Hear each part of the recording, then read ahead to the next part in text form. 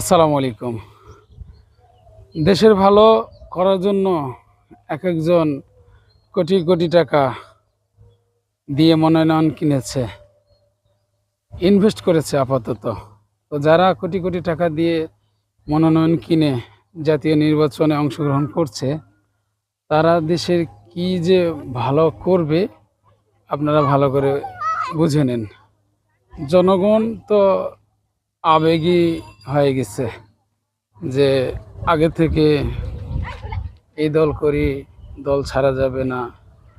আরে ভাই, সৎ যোগ্য নেতৃত্বকে রাষ্ট্র ক্ষমতায় নিয়ে গেলে এটার সুফল যেমন আপনি পাবেন, তেমনি আপনার সন্তানেও পাবে ভবিষ্যতে। নয়তো এভাবে রাস্তায় আপনার সন্তানকেও একদিন জীবন দিতে হবে। তাই যারা টাকা দিয়ে নমিনেশন নিচ্ছে এমন অযোগ্য ব্যক্তিদের ভোট দিবেন না, সেটা যতই দলের হোক। ধন্যবাদ।